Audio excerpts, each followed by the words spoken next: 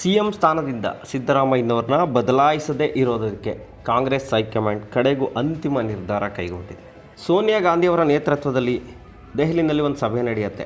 ಆ ಸಭೆಯಲ್ಲಿ ಪ್ರಮುಖವಾಗಿ ಚರ್ಚೆಯಾಗಿದ್ದು ಇದೇ ವಿಚಾರ. ಕರ್ನಾಟಕದಲ್ಲಿ ತುಂಬಾ ಗೊಂದಲ ಆಗಿಬಿಟ್ಟಿದೆ ನಾಯಕತ್ವ ವಿಚಾರದಲ್ಲಿ.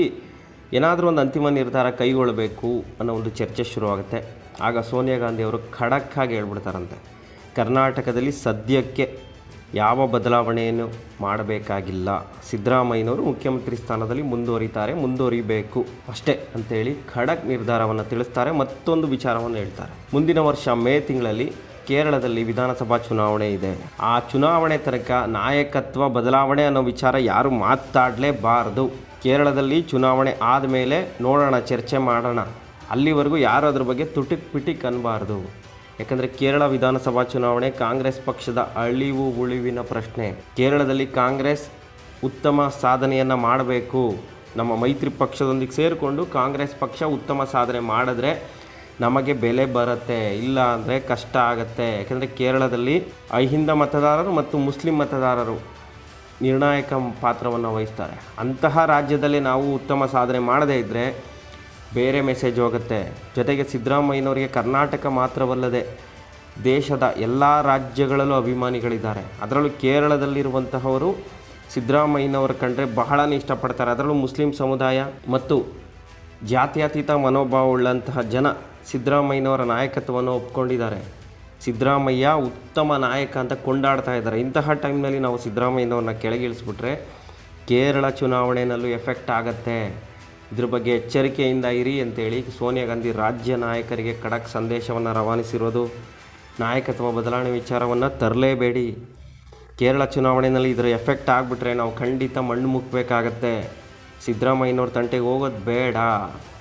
ಕೇರಳ ವಿಧಾನಸಭಾ ಚುನಾವಣೆಯವರೆಗೆ ಸುಮ್ಮನೆ ಇದ್ದುಬಿಡಿ, ಆಮೇಲೆ ನೋಡೋಣ, ಚರ್ಚೆ ಮಾಡೋಣ ಅಂತ ಹೇಳಿದ್ದಾರೆ ಹೊರತು ಆ ನಂತರ ನಾಯಕತ್ವ ಬದಲಾವಣೆ ಮಾಡೋಣ ಅಂತ ಸೋನಿಯಾ ಗಾಂಧಿ ಹೇಳಿಲ್ಲ. ಕೇರಳ ರಾಜ್ಯದಲ್ಲಿ ಚುನಾವಣೆ ಆದಮೇಲೆ ನಾಯಕತ್ವ ಬದಲಾವಣೆ ವಿಚಾರವನ್ನು ಚರ್ಚೆ ಮಾಡೋಣ ಅಂತ ಹೇಳಿದ್ದಾರೆ. ಹೀಗಾಗಿ ಸಿದ್ದರಾಮಯ್ಯನವರಂತೂ ಮುಖ್ಯಮಂತ್ರಿ ಕುರ್ಚಿಯಿಂದ ಕೆಳಗಿಳಿಯೋದಿಲ್ಲ. ಸಿದ್ದರಾಮಯ್ಯನವ್ರನ್ನ ಕೆಳಗಿಳಿಸಿದ್ರೆ ದೇಶದ ಹಲವು ರಾಜ್ಯಗಳಲ್ಲಿ ನಡೆಯುವ ಚುನಾವಣೆಯಲ್ಲಿ ಕಾಂಗ್ರೆಸ್ ಹೊಡೆತ ತಿನ್ನಬೇಕಾಗತ್ತೆ ಮತ್ತು ಮುಂದಿನ ಲೋಕಸಭಾ ಚುನಾವಣೆ ಮೇಲೂ ಗಂಭೀರ ಪರಿಣಾಮ ಬೀರುತ್ತೆ. ಮತ್ತು ಕರ್ನಾಟಕದಲ್ಲೂ ಕೂಡ 2028ರ ವಿಧಾನಸಭಾ ಚುನಾವಣೆಯಲ್ಲಿ ಕಾಂಗ್ರೆಸ್ ಪಕ್ಷ ತೀವ್ರ ಹಿನ್ನಡೆಯನ್ನು ಅನುಭವಿಸಬೇಕಾಗತ್ತೆ ಅನ್ನೋ ಒಂದು ರಿಪೋರ್ಟ್ಗಳೀಗ ಸೋನಿಯಾ ಗಾಂಧಿ ಕೈ ಸೇರಿರೋದ್ರಿಂದ ಸದ್ಯಕ್ಕೆ ಸಿದ್ದರಾಮಯ್ಯನವ್ರ ತಂಟೆಗೆ ಹೋಗೋದೇ ಬೇಡ ಅನ್ನೋ ಒಂದು ತೀರ್ಮಾನಕ್ಕೆ ಬಂದಿರೋದು. ಕೆಲವರು ಒಂದು ವದಂತಿಯನ್ನು ಹಬ್ಬಿಸ್ತಾಯಿದ್ರು, ಸಿದ್ದರಾಮಯ್ಯನವರು ದೇವರಾಜ ಅರಸ್ ಅವರ ದಾಖಲೆಯನ್ನು ಮುರಿದ ಮೇಲೆ ಮುಖ್ಯಮಂತ್ರಿ ಸ್ಥಾನವನ್ನು ಬಿಟ್ಕೊಡ್ತಾರೆ, ಮಾನಸಿಕವಾಗಿ ಸಿದ್ಧವಾಗಿಬಿಟ್ಟಿದ್ದಾರೆ ಅಂತೆಲ್ಲ ಅಂತೆ ಸುದ್ದಿಗಳು, ಅವರು ಮನಸ್ಸಿಗೆ ತೋಚಿದಂಥ ಸುದ್ದಿಗಳನ್ನು ಸಾಮಾಜಿಕ ಜಾಲತಾಣದಲ್ಲಿ ಮತ್ತು ಕೆಲ ಮೇನ್ ಸ್ಟ್ರೀಮ್ ಮಾಧ್ಯಮಗಳಲ್ಲಿ ಇಂತಹ ಸುದ್ದಿಗಳು ವೈರಲ್ ಆಗ್ತಾಯಿದೆ. ಆದರೆ ಅದು ಯಾವುದು ಕೂಡ ನಿಜ ಅಲ್ಲ. ಸಿದ್ದರಾಮಯ್ಯನವರು ದೇವರಾಜ ಅರಸ್ ಅವರ ದಾಖಲೆ ಮುರಿದ ಮೇಲೆ ನಾನು ಮುಖ್ಯಮಂತ್ರಿ ಸ್ಥಾನವನ್ನು ಬಿಡ್ತೀನಿ ಅಂತ ಎಲ್ಲೂ ಹೇಳಿಲ್ಲ. ಮತ್ತು 2023ರ ವಿಧಾನಸಭಾ ಚುನಾವಣೆ ನಂತರ ದೆಹಲಿಯಲ್ಲಿ ನಡೆದ ಮೀಟಿಂಗ್ನಲ್ಲೂ ಕೂಡ ಸಿದ್ದರಾಮಯ್ಯನವರು ನಾನು 2.5 ವರ್ಷ ಆದಮೇಲೆ ಅಧಿಕಾರ ಹಸ್ತಾಂತರವನ್ನು ಮಾಡ್ತೀನಿ ಅನ್ನೋ ಮಾತನ್ನು ಹೇಳಿಲ್ಲ. ಆಗ ಸಿದ್ದರಾಮಯ್ಯನವರು ಹೇಳಿರೋದು ಒಂದೇ ಮಾತು, 2.5 ವರ್ಷ ಆಗಲಿ, ನೋಡೋಣ, ಆಮೇಲೆ ಚರ್ಚೆ ಮಾಡೋಣ ಅಂತ ಹೇಳಿದ್ದಾರೆ ಹೊರತು ನಾನು ಅಧಿಕಾರವನ್ನು ಬಿಟ್ಕೊಡ್ತೀನಿ ಅಂತ ಅವರು ಎಲ್ಲೂ ಹೇಳಿಲ್ಲ. ಆದರೆ ಕೆಲವರು ಸಿದ್ದರಾಮಯ್ಯ ಆಣೆ ಮಾಡಿಬಿಟ್ಟಿದ್ದಾರೆ, 2.5 ವರ್ಷ ಆದಮೇಲೆ ಬಿಟ್ಕೊಡ್ತೀನಿ ಅಂತ ಹೇಳ್ಬಿಟ್ಟಿದ್ದಾರೆ ಅನ್ನೋ ಒಂದು ಅಂತೆ ಸುದ್ದಿಗಳನ್ನು ಹಬ್ಬಿಸ್ತಾನೆ ಇದ್ದಾರೆ. ಆದರೆ ಸಿದ್ದರಾಮಯ್ಯನವರು ಯಾವ ಸಂದರ್ಭದಲ್ಲೂ ಕೂಡ ನಾನು ಅಧಿಕಾರ ಹಸ್ತಾಂತರ ಮಾಡ್ತೀನಿ ಅಂತ ಹೇಳಿಲ್ಲ.